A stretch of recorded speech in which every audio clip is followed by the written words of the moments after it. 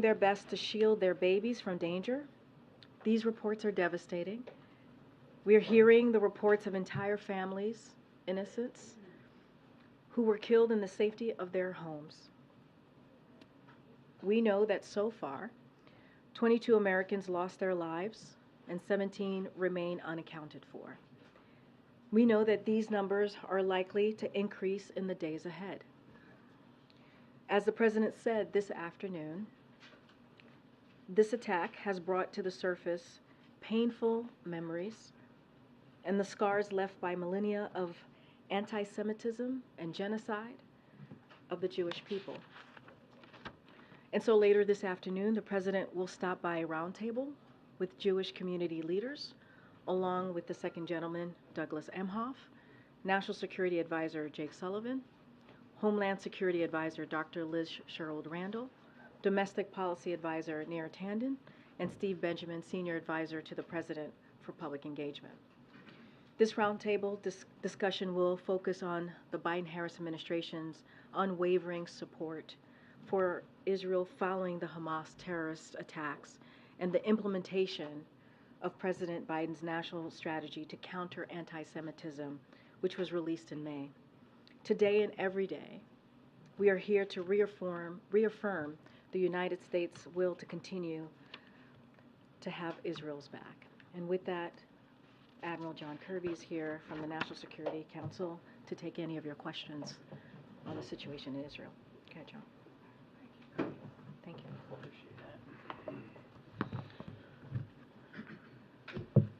Good afternoon, everybody. As Karine noted, sadly, the numbers of Americans killed, murdered, has climbed, and we have a little bit better sense today of how many more Americans are unaccounted for, or missing. We know that a number of those Americans are being held hostage right now by Hamas.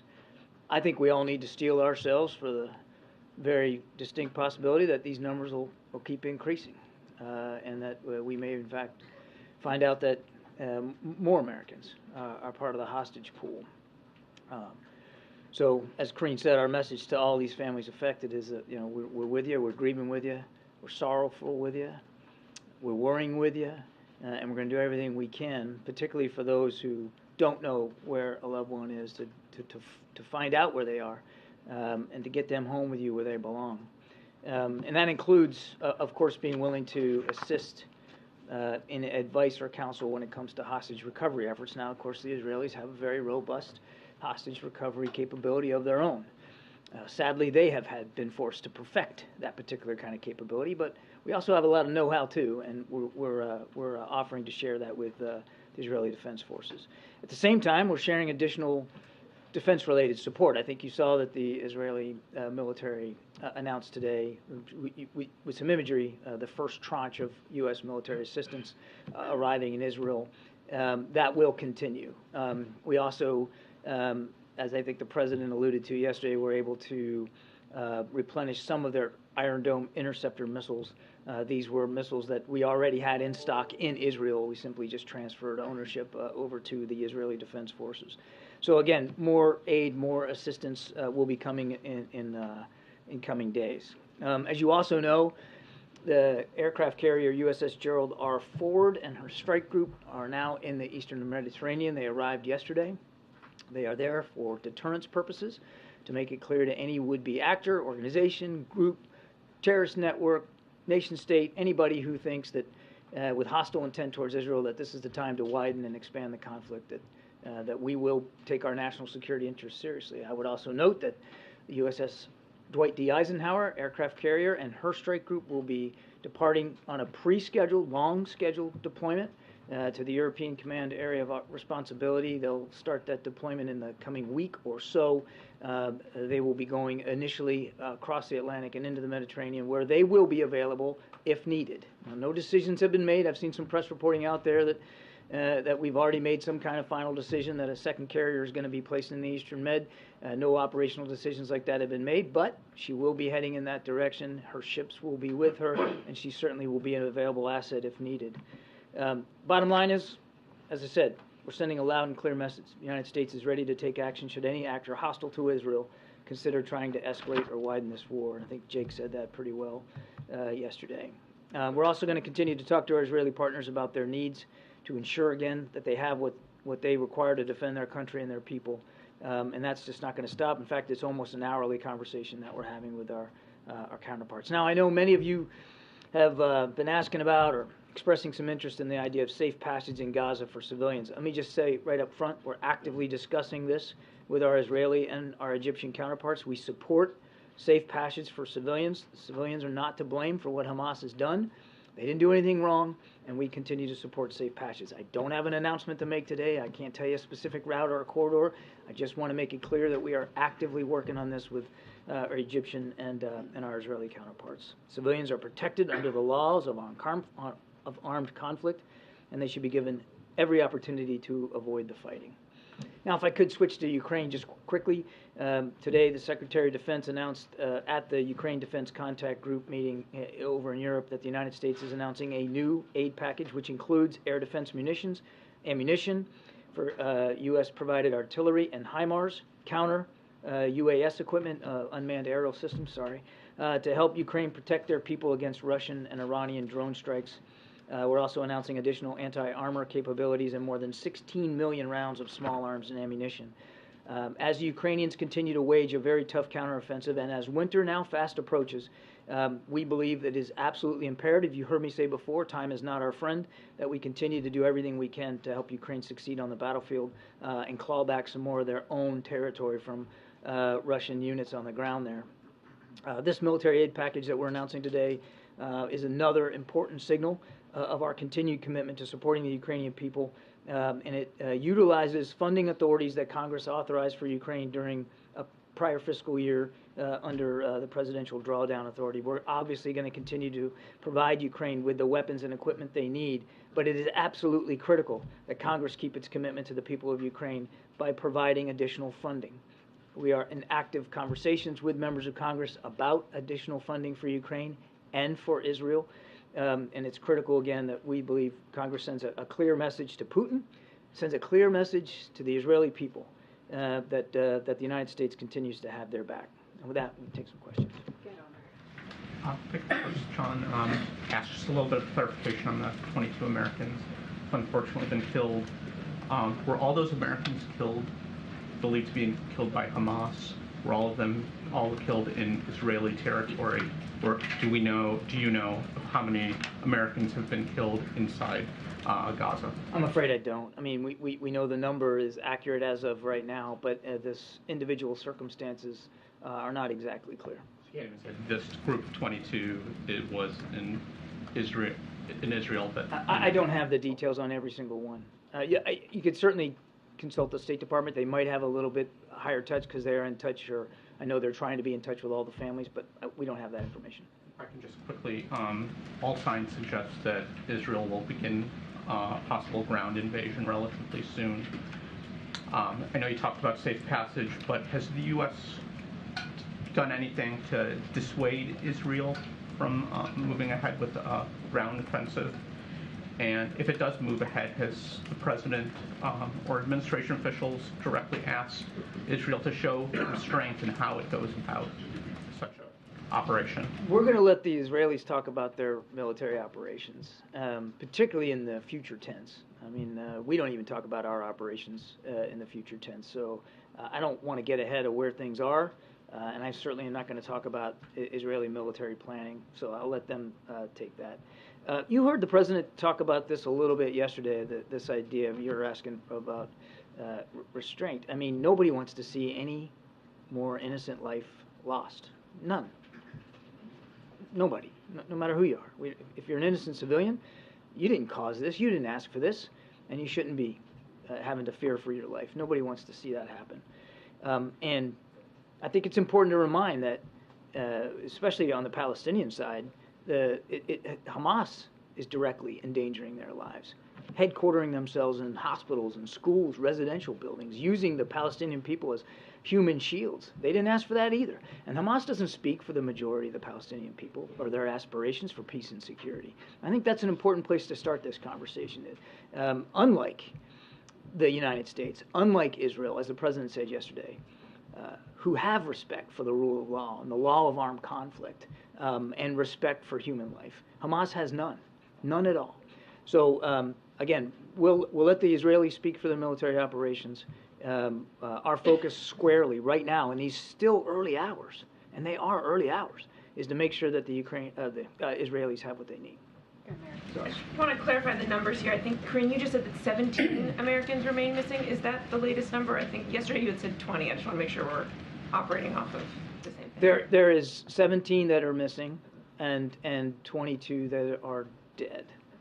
And is there anything you can share with us about anything you know about the condition of the hostages? And also, has there been any kind of communication with Hamas, either directly or with our allies or partners, about securing their release? Is there any kind of receptiveness that they've shown even to talking about this issue?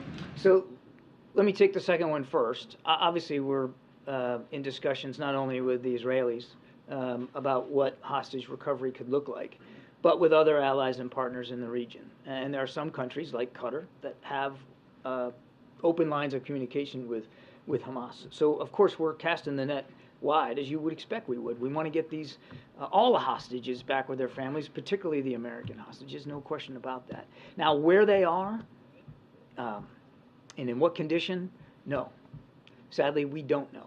And that makes efforts very, very difficult, again, in these early hours. But we don't know. We don't know where they are. We don't know if they're all in one group or broken up into several groups. We don't know if they're being moved and with what frequency and to what locations. All of those questions we're working hard to answer. I understand you're casting a wide net, but has any communication actually been made with Hamas? I'm just going to leave the answer the way I gave it to you. I think just like in any other case when we're talking about getting Americans home overseas that have been held hostage or wrongfully detained, the less you say out there publicly, the better. Got it. Thank you. And two on this region and one on another in this hemisphere that I know some outlets in this room have questions about. First, on the humanitarian corridor, is it accurate that the Egyptians have rejected calls to allow for one? I think you'd have to talk to the Egyptian authorities on that. Talks continue, or we believe that safe passage is important, and we want to see a safe passage corridor opened up. We also believe it's important that humanitarian assistance have a way to continue to get to the Palestinian people. And as Jake mentioned yesterday, we're in active discussions with the Israelis and with the Egyptians about that. There's, of course, this ongoing intelligence assessment and now political debate over Iran, what it knew, what it may have done to support Hamas in all of this. Even if there's no direct evidence linking Iran to this specific attack right now, does the U.S. believe Iran needs to pay some kind of a price or be some kind of retribution for having supported Hamas all along up to this point? I mean, the question almost, and I'm not picking on you, Ed, but it implies that we're just now waking up to the fact that they've been supporting Hamas and Hezbollah and other terrorist networks. Hamas is one of the most highly sanctioned terrorist networks on the planet, largely because of what we've been doing here in the United States to target them. And Iran, my goodness, just since the beginning of this administration, we have sanctioned some 400-plus entities with more than 40 different sets of sanction regimes, 30 of those just this past year alone. We've increased our military presence in the Gulf region because of their attacks on maritime shipping. We have added additional sanctions because of their support to Russia and the fact that they're still providing drones and technology to Mr. Putin so he can kill innocent Ukrainians. And now we've added our military capability. We've added to it from a naval perspective in the Eastern Med. So nobody has turned a blind eye to Iranian destabilizing behavior. Now, I think what you're trying to get at is this particular set of attacks. What Jake said yesterday still holds. We obviously recognize that there's broad complicity here by the Iranians. I mean, because of the longstanding support to Hamas. Hamas wouldn't have been able to function at all had it not been for propping up by the Iranian regime. But we haven't seen any specific evidence that tells us they were witting, involved in the planning, or involved in the resourcing and the training that went into this very complex set of attacks over the weekend. There's one other, I mentioned an issue here in this hemisphere that there are outlets in this room I know curious about. There have been several days now of protests in Guatemala that have essentially locked down parts of the country amid the ongoing protracted, difficult presidential transition. Just curious if you can give us a sense of how the U.S. is monitoring that, and whether it has any message for protesters who continue to hold up some parts of society that have blocked gasoline and food shipments to parts of the country. We certainly aren't going to involve ourselves in internal Guatemalan politics. We obviously believe in free and fair elections. We believe in democratic voices. And we certainly believe in the right of peaceful protest. People should have the right to protest, whatever they want to do, as long as they do it peacefully and in a way that doesn't put others at harm. I think I'll leave it at that. Go, Jeff. Thank you. John, you mentioned wanting to avoid actors in the region taking advantage of this. Can you give us a sense of who you think might take advantage of this that you're worried about? I think there's a, unfortunately, long list of actors in the region that are hostile to Israel. Hezbollah is one of them, and you know, we've been watching with concern some of the rocket attacks that have come across the northern border of Israel from Lebanon, which obviously were coming from Hezbollah. So we're clearly concerned about that. Concerned about Iran as well? We're always concerned about Iran. And Iran's hostility to Israel doesn't need any reaffirmation by us. It's out there plain to see. So yeah, of course we're concerned about Iran. You mentioned the humanitarian corridor, but more just staying on the topic of the humanitarian issue. What can be done, or what is the U.S. doing to prevent a humanitarian crisis in Gaza? The situation now about power, water, food. Yeah, as I said, we believe that humanitarian assistance is important for the Palestinian people that live in Gaza, and we are going to continue to pursue options to make sure that they get that humanitarian assistance. Yeah, so is the U.S. in conversation with the Palestinian Authority or the Palestinian community here in the U.S.? We have been routinely in communication with the Palestinian Authority. There's not meetings or discussions, in recent hours that I can speak to, but we have long maintained an open line of communication with them. How about, does the U.S. also condemn perhaps potential war crimes Israelis are committing in Gaza, against Gaza? Well, our focus right now is making sure that Israel has what it needs to defend itself against these attacks.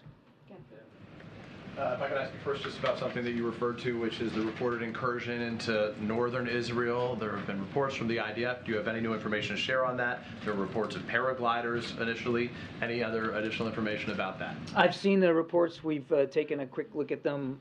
We are not in a position to corroborate the validity of them. What I talked about with Jeff was rocket attacks that we know have occurred in recent days. Then if I can, I just want to ask you separately about these hostages right now. Presumably 22 dead, at least 17 held hostage. Not only the number of dead could rise.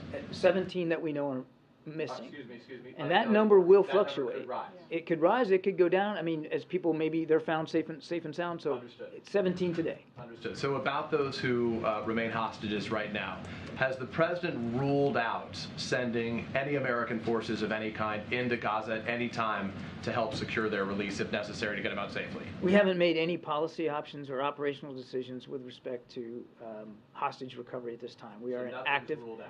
We haven't made any decisions about hostage recovery at this time. We just don't also have enough information, Peter, to be able to make decisions like that.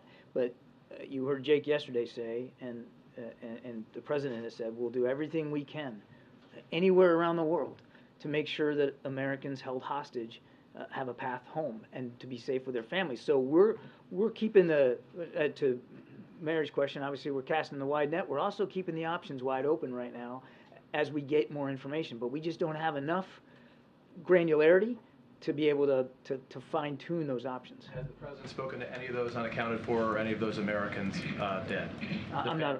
I know that the State Department has been in touch with most of the families of those that we know have been killed. I don't know if they've talked to all of them. I have no conversations from the White House to speak to. Thank you.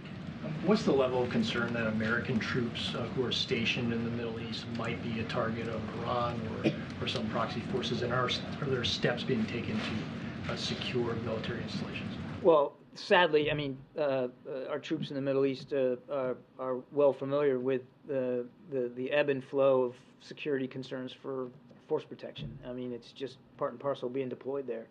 And it's never not a concern for commanders in the region. when it comes to force protection, because some other event somewhere else could absolutely have repercussions for you and your troops. So without speaking to specifics, never do that. What the force protection measures look like, they change all the time. They certainly are adapted to the situation, and the Defense Department will and of course be able to speak to what they're doing. And are you seeing any evidence of potential domestic threats that people might be inspired by these attacks to do harm here in the U.S. to synagogues or any other? I know of no specific threats here domestically, based on, like, a spillover effect of what's happening between Israel and Hamas. I know of no specific threat streams here to speak to. But you heard the president talk about this yesterday. We're not going to assume anything. Because of the rise of anti-Semitism around the world, and certainly here at home, it makes perfect, prudent sense that we take the kind of action we have taken with local and state authorities to increase our intelligence posture, domestic intelligence posture, and to make sure that we're properly prepared to deter and disrupt any potential violent threat to the Jewish community here at home. And I think you'll hear the president talk about this a little bit more today. Jackie, and then we'll go to that. Thank you, Karine. John, this was a massive intelligence failure. Who bears responsibility for that? You know something, Jackie? There's going to come a time when it's appropriate for us to take a look back retrospectively and see what the intel picture showed us or didn't show us, whether there's any gaps that need to be closed. There's going to be a time for that. And I suspect that our Israeli counterparts will do the same thing. Now's not that time. It's just not that time. Can you speak to the reports that Israel was warned by Egypt? I can't. McCall from Foreign Affairs made that allegation this morning, saying that that was something that members were told on the Foreign Affairs Committee. So, has that been discussed at all, or is that something you're looking into? I can't speak to specific intelligence matters. Again, there will be a time to look back at this, as we always do, and we will. Right now, we're sharpening the intelligence gathering and cooperation and sharing with Israel, as we should, since they're involved in active operations, and we're making sure that they get the tools they need. Can you define what the direct link is when you guys talk about Iran not being involved, no direct link? What do you consider to be a direct link? So what I'm referring to there is any evidence that we have that they were knowledgeable of and aware of these particular attacks. Now, of course, as Jake said yesterday, you know, that they were obviously have been broadly aware of Hamas's hostility to Israel and to some of the broad planning that Hamas would do. But we haven't seen anything that tells us they knew specifically date, time, method, that they were witting to this. We haven't seen anything that tells us they specifically cut checks to support this set of attacks, or that they were involved in the training, and obviously this required quite a bit of training by these terrorists, or that they were involved in any directing of the operation. So again, I'll get to your. I promise I don't want. I'm not trying to monopolize the time here, but it's not we're not one and done here either. We're going to continue to look at the intelligence stream and see if it leads us to a different conclusion. All I can do is be honest with you about the conclusions we're coming to today, and we just haven't seen that. You kind of answered my follow-up, which is, good. Is it the position of the administration that at this stage Iran was not involved? I guess my question is, how can we know that this was in the planning for over a year and within a few short days say that Iran was not behind it? Because that's what we think. Because we've been looking at it. It is the position that... You know, what we think now, again, we have not seen any evidence, specific evidence, that Iran was directly involved with these specific sets of attacks. That doesn't mean that, look, we're going to keep looking at it. The book's not closed on it. We're going to keep looking at that. But that's just where we are right now. All right, we're going to move on. Go ahead, Anita. I'm sorry to yammer on the Iran thing, but just briefly, what did Iran know? Anita, we'll try and get to everything. Sorry, what did Iran know and when did they know it? Where are we now? Where's the White House now on what they knew, when they knew it about this attack? I think I'd give you the same answer I gave Jackie. Moving on to China, the foreign minister is coming to D.C. soon. Just wondering if you can preview what's on the agenda, who he's meeting with, and then let us know, what the prospects are for a Xi-Biden meeting and whether that might be at APEC in November. I think we'll have more to say about the specific agenda as we get closer to it. I don't have any of the details for you now, and I don't have anything to announce or speak to with respect to a meeting between President Biden and President Xi. Go ahead, Nadia. Thank you. John, I'm here. Thank you. Yesterday I saw a heart-wrenching stories of testimonies of Israeli families who lost their loved one, similar to the one that made you tear up on TV. One of them is the story of Haim Katzman. His sister appealed to the Israeli government, who is a peace activist. She's asking the Israeli government not to kill civilians in Gaza in his name. Is this a message that you encourage and you carry to your Israeli partners? Considering that today we have 11 UN workers have been killed, 4 journalists, and 1,100 civilians, how can you make sure that these people are not collateral damage? I've kind of addressed this before, but I'm happy to revisit it quickly. Again, we don't want to see any more innocent civilian life taken or lost. None. I mean, the number should be 0 of innocent civilians killed or harmed right now. Sadly, that's not the case. And I can't stand here, I wouldn't stand here before you and try to predict that in a war, which is still raging and may rage for yet some time, that there won't be additional civilian casualties. I wish I could promise you that's not going to be the case, but I can't. We don't want to see any more, but I can't promise that. All I can do is repeat what the president said, that this is what differentiates democracies, modern democracies like Israel and the United States from Hamas. Hamas is deliberately, I mean, the whole purpose of the initial attacks on Saturday were to kill, to murder, to butcher, to slaughter. They weren't trying to occupy territory. They were trying to kill. And they are the ones placing the Palestinians at greater risk by headquartering themselves in hospitals and schools. Yeah, Brian. Thanks a lot. Hey, John. Is the White House putting forward a funding package to Congress that puts together funding for Israel with funding for the border, funding for Taiwan, and funding for Ukraine? We're in active conversations with Congress about additional funding that we know we need specifically for Israel and for Ukraine. I'm not prepared to detail those conversations for you right now or tell you what the parameters are going to be because, frankly, those parameters haven't been yet arrived at or even decided upon. But we are in active discussions about additional funding. We need it, as I said in my opening statement. Oh, thank you. Could you give a little bit of an update on what the administration is doing to find out more about the Americans who are being held hostage and whatever you're able to discuss about what those efforts look like? Tough to get more detail. We're obviously talking to the Israelis about what they might know. I mean, they're on the ground, and they've unfortunately had to deal with this sort of a scenario before. So they've been tremendously forthcoming with the information that they have, but understanding that the information that even they have right now isn't all that specific. I mean, we just don't have a lot of granularity on where these people are or what condition they might be in or whether they're being moved. So I truly wish I had more that I could provide because there's a lot of families out there really, really worried. And the families, quite frankly, too, for all their grief and sorrow and the anguish they're going through, some of them have been helpful in terms of helping us understand where their loved ones were when they were abducted. Some of them may have even seen it. So, like, it's a conversation that we're having with family members as well. Good, Ariel. Thank you so much. I have a question on the role tech platforms are playing right now. The EU has specifically asked Elon Musk and Mark Zuckerberg to crack down on misleading information related to the attacks on Israel. Has the administration had this kind of engagement? Is it making the same kind of demands? I'm not aware of any such discussions with tech companies about that. Thank you so much.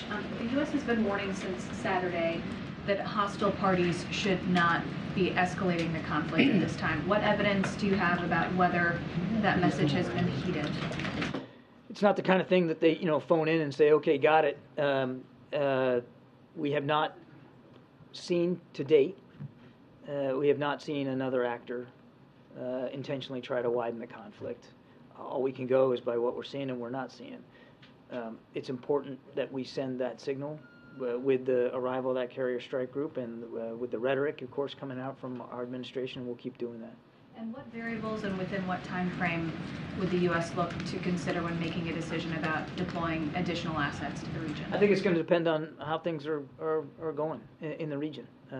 Again, we don't want to see this conflict widen any more than it already has. Israel's focused rightly on Hamas. Opening up additional fronts for them, obviously, would be just a horrible scenario. We don't want to see that happen. Peter.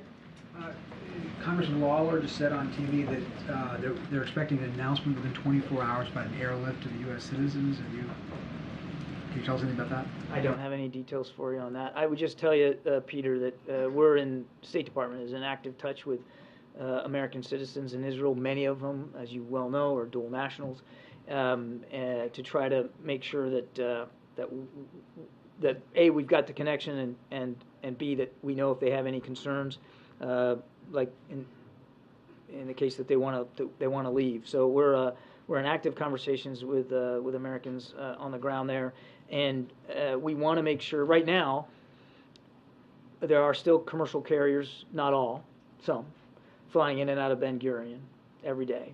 There are still now viable ground routes if you wanted to leave safely out of Israel. That is also an option to you.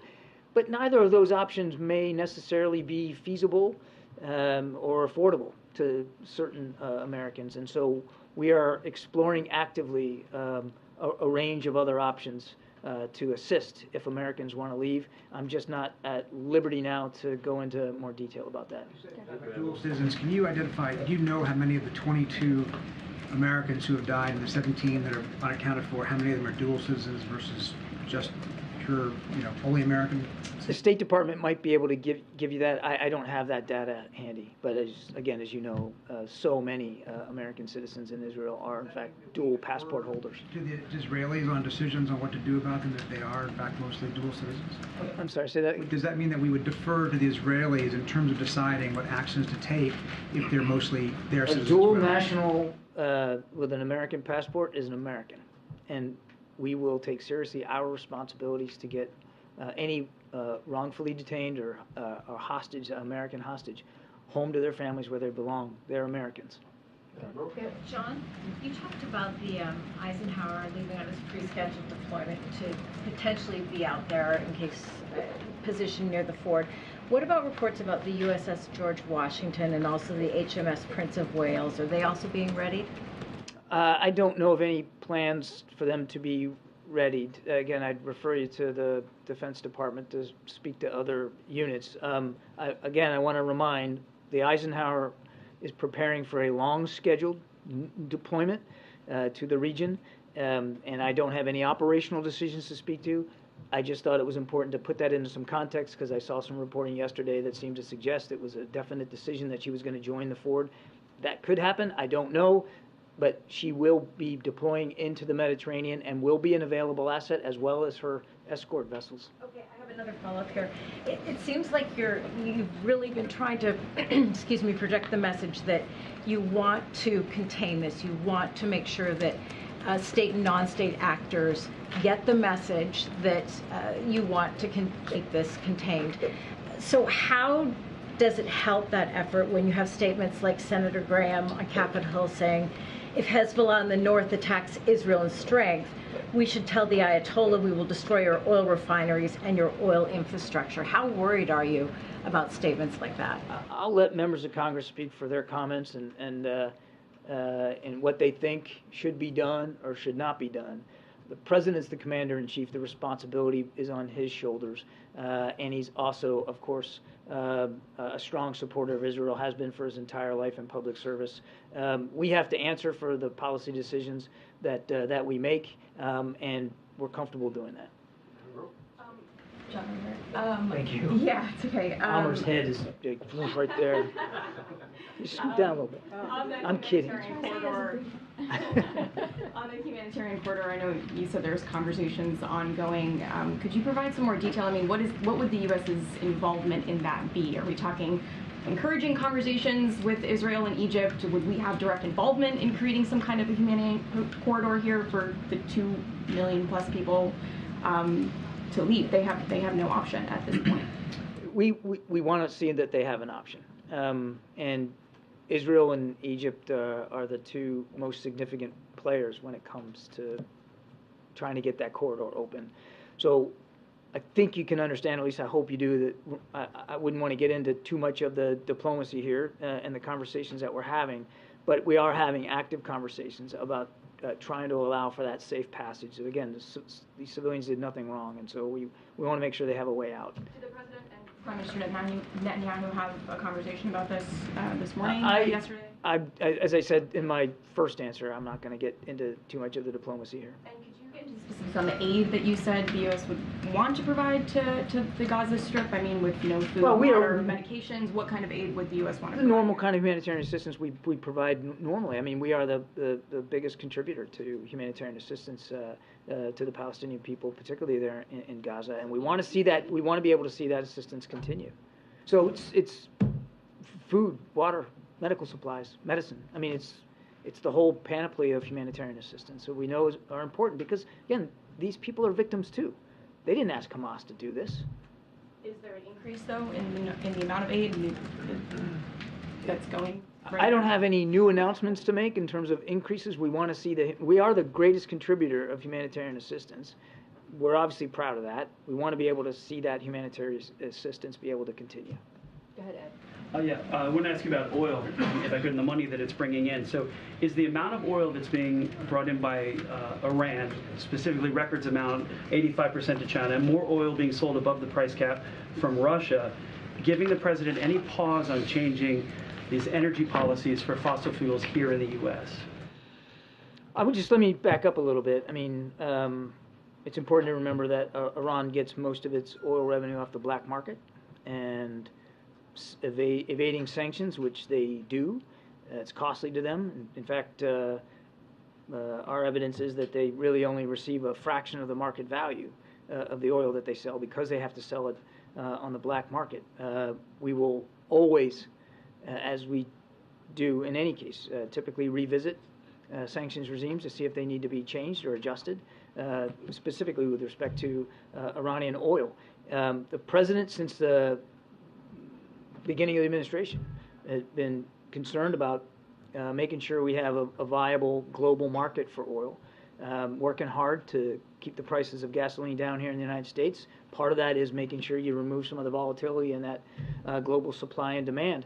I don't have any announcements or decisions to make today with respect to any changes to the domestic oil production. But isn't it a national security issue when you have countries that are profiting off of oil and the increased price of oil that don't like Israel, that don't like America?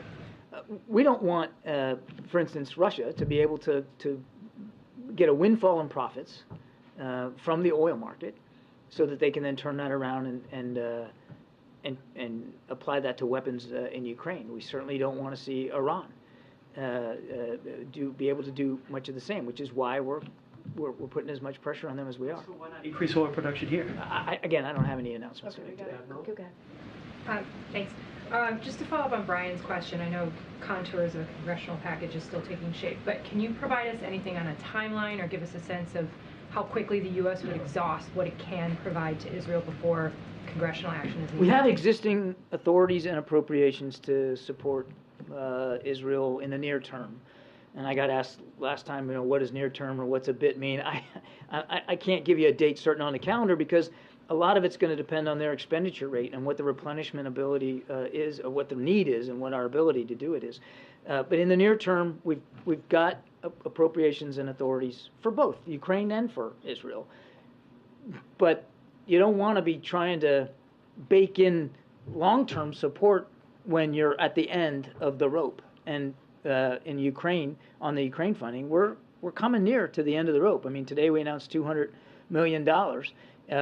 and we'll keep that aid going as long as we can, but it's not going to be indefinite. So are we moving with a sense of alacrity? Absolutely. I couldn't give you a date certain on the calendar. Can I follow up on that for a second?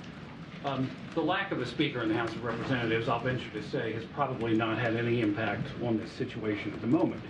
Are there, though, coming to be immediate needs for Israel if Republicans get their act together up on the Hill? I mean, I don't need to tell you, it's Civics 101. The Speaker of the House is responsible. I mean, that position is critical in terms of bringing legislation to the floor and moving things forward. So the sooner there's a Speaker of the House, obviously the more comfortable we'll all be in terms of being able to support Israel and Ukraine. Right now, you're right. Because of existing appropriations and existing authorities, we've been okay. But that's not going to last forever. A couple more needs at all? Pardon me? Immediate needs at all, do you see? I think in the immediate term right now, we can continue to support, with the authorities and the appropriations we have, Israel and Ukraine. But, we're certainly running out of runway. All right, just a couple more. Go ahead, Phil. Thank you, Karine. 2 questions. Given the situation in the Middle East, will the White House lean on the Senate to move some of these military promotions more quickly and one by one, if necessary? And then second, more generally, given that Hamas has killed 22 Americans and that 17 are still in hostage, I know you said the goal here is not to widen the conflict, but why has the United States only assumed a supplemental role thus far? So on your first question, what's going on in Israel right now just underscores how important it is that our military has the leadership they need in place. And it's not just the ones that are in the jobs now that are being held up, it's the jobs they're supposed to go to. I mean, right now, the incoming 5th Fleet commander, the 3-star Navy admiral who's in charge of the naval forces in the Gulf region, is not confirmed for that job. So the guy who's in the job is still doing it. So these rotations matter, and they do have an impact on the military's ability to fleet up and improve the leadership capability across the force. So it is having an impact, and it would anyway. But I think now that you've got these moves in Israel, and you have the need to provide additional military resources from the Navy and the Eastern Med, all I think just highlights how dynamic the security environment is around the world and how much more critical it is that the leadership of the military be able to address that dynamism through the normal promotion process and the normal assignment process. I would take issue with your a comment about a supplemental role. I'm not really quite sure what you mean by that, but to assess and offer advice and counsel. That's right, we are. That's right, and we're going to continue to have those conversations with the Israelis. If you're talking about the hostage recovery efforts, we'll have those conversations. But as Jake said yesterday, we'll do what we need to do for our citizens who are being held hostage. We will do what we need to do. We'll do what is possible to do. But I think, as you heard in my answer to Mary, we just don't have a whole lot of fingertip feel. I mean, it's hard to come up with a policy option when you're not really sure where they are, how many they are, whether they're being moved. So we're working this very hard, hour by hour. But I'm not going to stand up here and lie to you and say that we have it all figured out. Yes. Thank you, John. Thank you, Karine. Thank you, John. And Jews across the world are appreciative for this administration's support, both the words and in deed. I'd like to convey this message to you. A few very quick questions. I want to follow up on the reports that Hamas is calling for their general mobilization on Friday, October 13th. Are there any specific proactive measures that American Jews should take, in your opinion? You mean here at home? Here at home. Well, first of all, I mean, and you've heard the president talk about this. We understand the anxious, the anxiety, the concern. Certainly, here in the United States, as anti-Semitism unfortunately rears its head, but also we know that the Jewish community is almost like a family. It's big, but it's small, and everybody knows somebody. And we know that there's so many Americans in the Jewish community here who are worried about friends and family members that are there. We share that worry with them. We want them to know that we know that there's fear, and that we're going to do everything we can to reduce that level of fear, that they should be able to worship and recreate and work in peace and safety on every street in the United States of America. And that's why we're working so closely with state and local authorities to be able to identify any potential threats and disrupt those threats before they happen. But mostly, we want the Jewish community over there and certainly here to know that we're with them. I've got one more question, John. In the event Israel strikes Iran, what levels of support can they anticipate from this administration? I won't get into hypothetical operations that haven't happened yet or what policy options might accrue from that. I just won't do it. Mary, you have the last question. Last question. Thanks, I appreciate it. I know you said that it's been so hard to get any information out about U.S. hostages, but have you gotten any proof of life? I'm not aware of any specific proof of life on any individual hostage. And I would say that of the 17 that Karine talked about that we know are missing right now, and again, this is going to change, but right now we think the number that we know or we believe are held hostage is very small, like less than a handful. But that could change over time. We're going to get more information every single day. You talked about the need to get, the U.S. was supporting trying to get more humanitarian assistance into Gaza. The UN Human Rights Chief said that any siege that would cut off necessary supplies like food and water could also be a violation of international law. Is that how the U.S. sees it? I think I'm just going to not get ahead of where we are right now, if you'll just let me do that. Okay, thanks everybody. Thank you. All right, guys, we have a few minutes. Thanks, Admiral. I don't know if you guys have any more questions. Admiral? Yeah. So the CBO yesterday said that the budget deficit totaled 1.7 trillion, which is an increase from 300 billion from last year. Why did the deficit increase if the U.S. economy is doing so well, as President Biden has said? So a couple of things. As you know, the president has, when it comes to the deficit, he has done a record amount of work in reducing the deficit, as you just laid out. One of the things that we have seen is that congressional Democrats continue to do the trickle-down economics, which we know it doesn't work, right? You've heard us call meganomics, right? And so it has increased the deficit. It has increased even more than it was anticipated. And so this is what we believe is meganomics deficit. And the reason why, just a couple of things to lay out here, if you think about the Republican tax cuts, they are responsible for about 90% of the increase in the debt as a share of the economy, and that's over the last 2 decades, right? This is for some time now, and that's including that one-time emergency spending. And so if you look at 2023, the increase, as you just laid out, the falling tax revenue caused 63% of the increase in the deficit, and the non-interest spending was not responsible for the increase in the deficit in 2023, but it's causing just 6% of the increase. So that's how we see this, the numbers from the CBO. That's how we kind of break it down. That's how it's been broken down, and how we see why the deficit has increased. Again, this is decades and decades. If you think about it, of trickle-down economics that just doesn't work. It doesn't work, and we see that in the numbers from yesterday. Okay. House Republicans are suggesting that another CR bill could be needed, potentially into next year. Would the president support such a bill and delaying this appropriations process again? I'm not going to get ahead or get into the hypotheticals of how Congress is doing their business. Obviously, the House Republicans have to figure out who's going to be the next leader. As the president said, he doesn't have a vote in that. They have to make that decision as they're moving forward in figuring that out. But what we want to see is what we want to see happening is that we want the House and Congress to get back to work. To get to work so that we can deliver for the American people. I'm not going to get into hypotheticals, not going to get into their process here, but certainly they're trying to figure it out right now in the chaos that they've caused.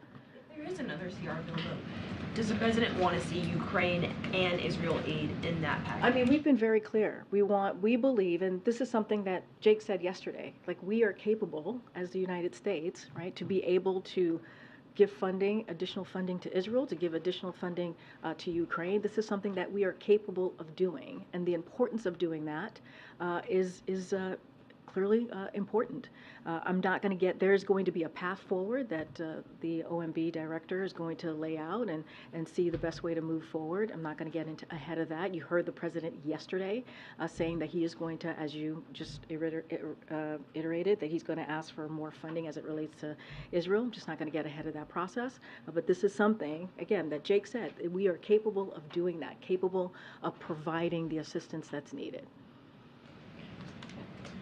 Just before we came out here, Republicans voted to nominate Congressman Scalise as a speaker. He obviously hasn't gotten the support of the entire caucus yet. I was wondering if the White House is monitoring that and if you have any comment on a potential speaker of Scalise.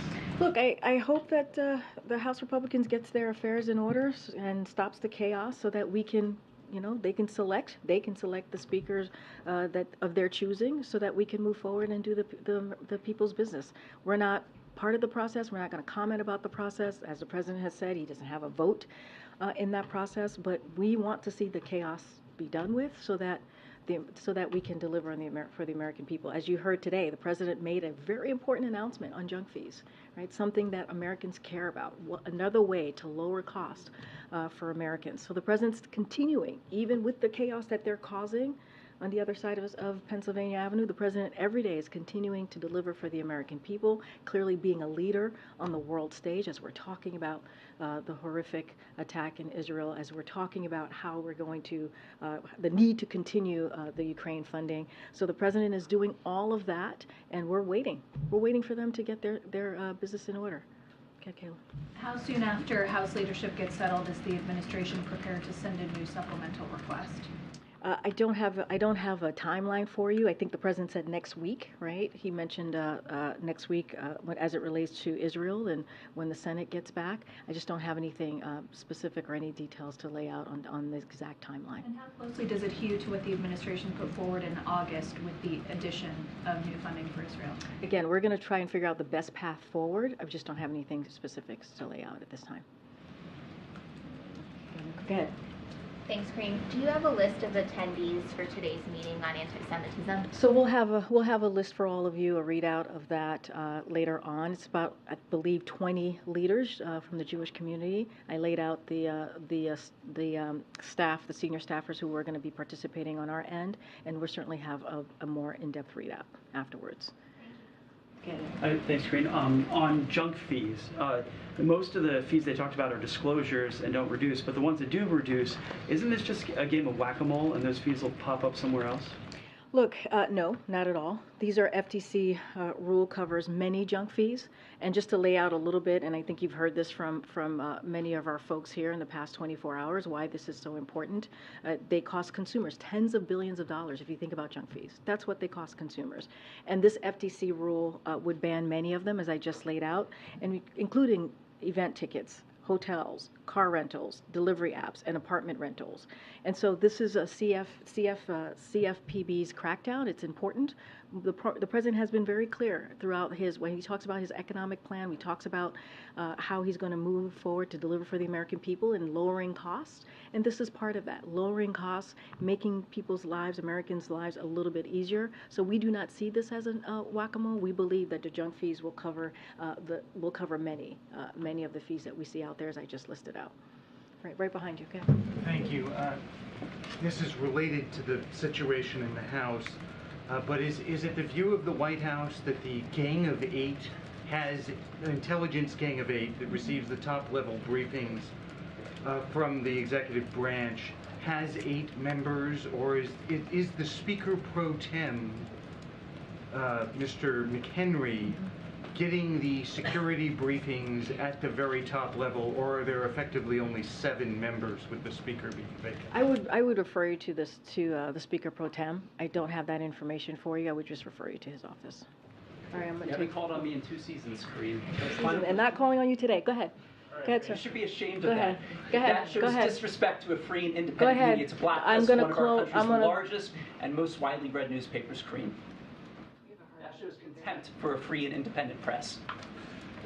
Go ahead. I'm calling on somebody who I haven't called in a long time as well. Go ahead. Thanks. Why wasn't the president originally scheduled to attend this meeting with this roundtable later this afternoon. It wasn't on the guidance from yesterday when it was published. Well, as you know, the president tends to do drop-bys on the day of. The president's schedule has been incredibly busy over the last couple of days, as you know, right, with the situation that's currently happening in Israel, with making calls, meeting with his NSC team, and he believed, because the leaders were coming in, that he wanted to drop by and have a conversation and say that we are there with them.